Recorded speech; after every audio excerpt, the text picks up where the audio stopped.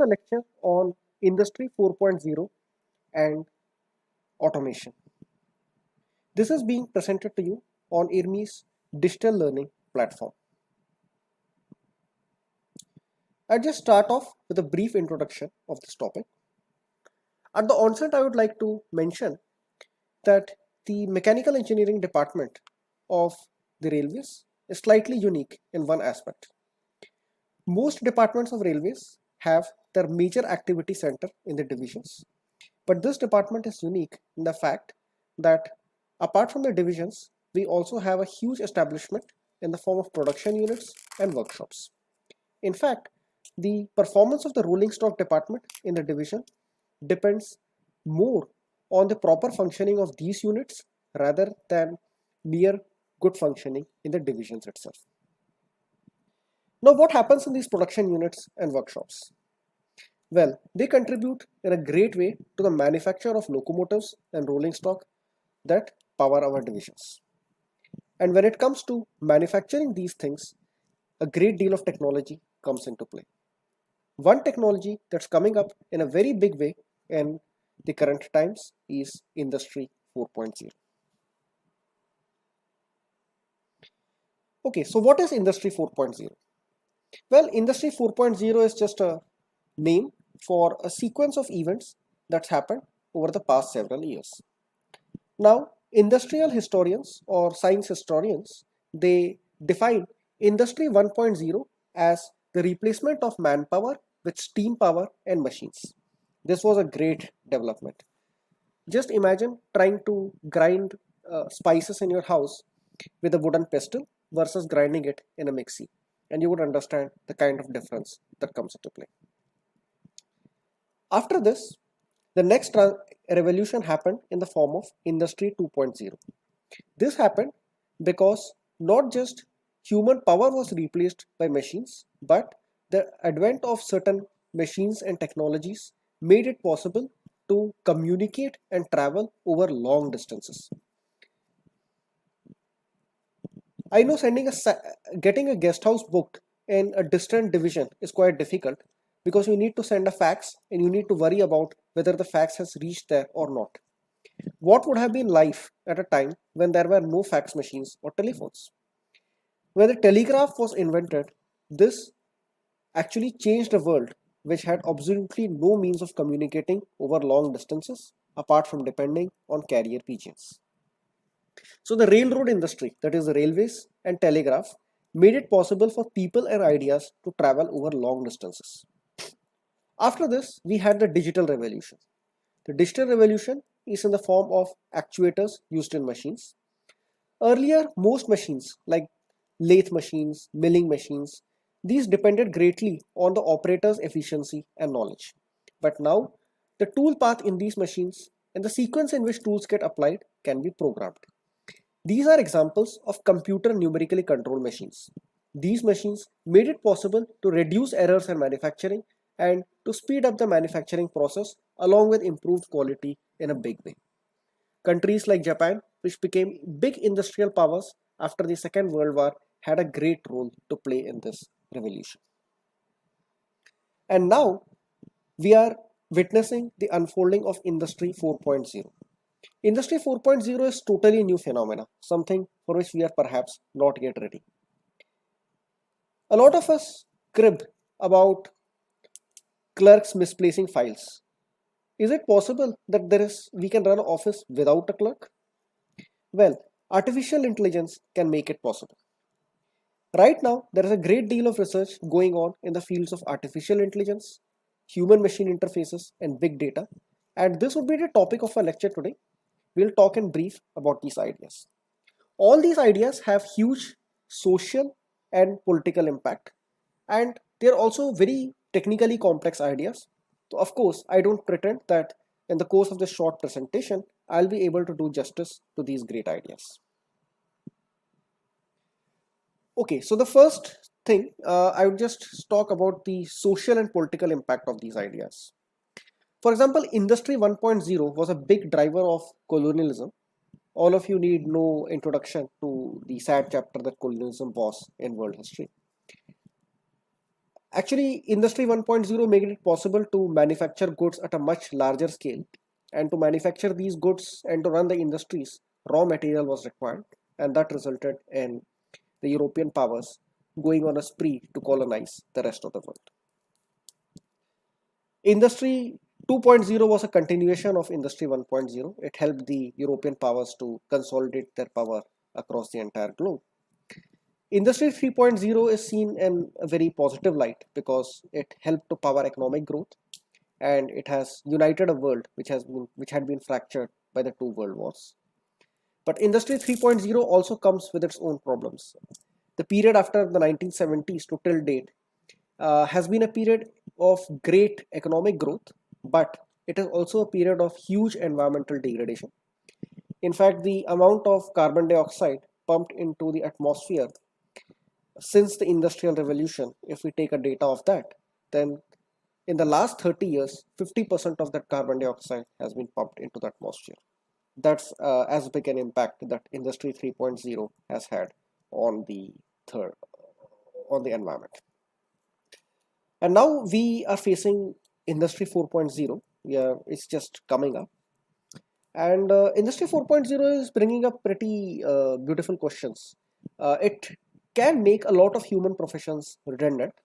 So it might be a case where, we might have to think very seriously on things like universal basic income. Some countries have a very unique conundrum when it comes to Industry 4.0. Like all of us know that the Western democratic countries actually are having a declining population, and a lot of them are helped by immigrant workers from countries like India or China.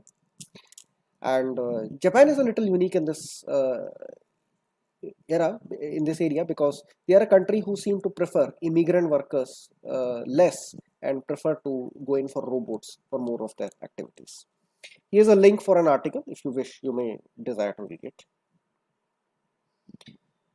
So now I'll just talk about Industry 4.0 a little bit more, and we'll start off with some terminology. Okay. So Industry 4.0 basically involves concepts like big data, the Internet of Things, human-machine interface, 3D printing, and artificial intelligence. I know a lot of these terms sound quite heavy to you, but let me just assure you that almost all of you are using these concepts in your everyday life. I'll just start off with some examples. Professional cricket has been around for quite some time, and all the data of all the cricket matches, it's pumped into some servers and processed. And by statistical analysis of this data, when you watch a match, you can be told things like Mahendra Singh Dhoni has a strike rate of 175 in the last 10 overs, and he has a strike rate of 200 in the last 5 overs of a ODI match when India is chasing in Australia. So data like this, it doesn't come out of Harsha Bhogle's head. It comes in because a lot of data has been dumped into servers. It is being analyzed by statistical programs, and this big data is leading you to this cricket scores predictors. Then we have this thing called the Internet of Things. So that's basically putting sensors everywhere and collecting that data. So you have all of you would have taken an Uber ride. So all of these Uber devices, they are basically connected. There is a GPS device inside, and Uber is able to monitor the speed at which the cars travel, the routes that they take, and over a period of time, they are able to optimize the travel time. They are able to predict that on what routes they will be getting more customers at what time of the day. And this is a good example of how Internet of Things is there in our everyday life. We are in the lockdown era, and I'm really sure that quite a few of you would have been binging on Netflix and Amazon Prime. And Netflix, when it gives you recommendations of videos, again, it works on big data and artificial intelligence to predict what kind of videos or movies you would like to use. Lego blocks, children play with Lego blocks, and Lego uses some of the world's most advanced technology in making these blocks. They are designed on a computer, 3D printed, prototyped, and then they go in for manufacture. So a lot of these things are used in very common things that you see in your everyday life. I'll be just talking about some of these ideas in a slightly more technical way. I would start off with big data. So big data is basically a huge amount of data that is being generated by the world around us. Now we know that knowledge is power and data is power, but how do you use this? Earlier, we used to remember data like what is the capital of India, when did Babar come to India in our school days for general knowledge quiz. But now you can actually find the answer to these questions just by typing a few things on a Google search. So that's a big way in which things have changed. So now I'll just briefly explain what is this concept of machine learning, which comes into these ideas.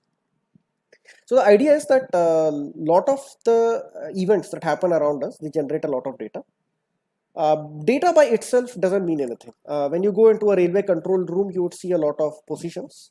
You may be using that position for monitoring the movement of trains for a short while, and after some time that gets consigned to a dustbin. That doesn't mean anything. Okay. The idea is to put all this data into a server and then use some kind of an algorithm to fit a mathematical model to this data. It's like you take a apple and you drop it from various heights, hundreds and thousands of times, and now by plotting this data, you realize that the speed at which and by plotting this time that the apple takes to fall, you are able to figure out that the equation of motion of the apple is so and so, and the acceleration due to gravity is 9.8 meters per second square. So that's an example of how you can fit data to a mathematical model. So what they do is that all this data, it gets dumped into graph like this, and then the program tries to find out, okay, if the data lies like this, then obviously the relationship it's describing might be a straight line. If the data lies like this, then maybe a graph like this, a polynomial curve, might describe this data. So this kind of manipulations happen inside, and on the basis of this, we are able to build a model like uh, which would explain the phenomena in the best possible way. So this is basically done in everything from Uber ride to predicting your car scores. But the major problem in using big data is first of all, big data uses a lots of energy. So there is a calculation that Google and companies like Netflix are trying to move to renewable energy because their data centers do consume a lot of energy, and that's come in for a lot of criticism. But then there's one more factor is that although you have a great deal of data, you can use the data in different ways. You can fit various mathematical models to it, and these models may not be very accurate all the time. So if the mathematical model tells you that Mahendra Singh Dhoni is going to score at the strike rate of 200, it's quite possible that in that particular match he scores nowhere close to 200, because the model doesn't take into account uh, that the bowler who's bowling to Dhoni has actually planned out his strategy in a much better way. That's not captured in the model, so there's no way you can predict that. Okay, so you might think after these two lectures that how do I use big data in Indian Railways? So the fact is that big data has been used even by government agencies in India in a very big way. Like for example, last year we had a tiger census in India, in which it was happily discovered that India's tiger numbers have, improved greatly. And the way they counted tigers this time was that they put camera traps in the entire forest, and more than 35 million wildlife images were taken. Now just imagine if you have to go through these 35 million images manually and decide which one of these are tigers. It's just an impossible task to do. So what was done was that these 35 million images were run through an algorithm, which again was based on the concepts which I described just now in brief. And these algorithms were able to identify which of these images were of tigers. And another interesting thing is that each stripe of a tiger is unique. So they were also able to figure out that unique images from this entire bunch of millions of images. So just think, they were able to figure out 3,000 unique tigers from 35 million wildlife images, and this was done by a government agency in India just a year back, and it was used to come to a highly accurate account that India actually has 3,000 tigers. So now, with this example, I think it's amply clear to you that big data can be used in any way. It's just up to your imagination and creativity as to how you can use the concepts of big data and machine learning to actually figure out and optimize operations that happen around you. So I'll just pause here and I'll give you some time to think about applications that you can think of using this technology in the Indian Railways.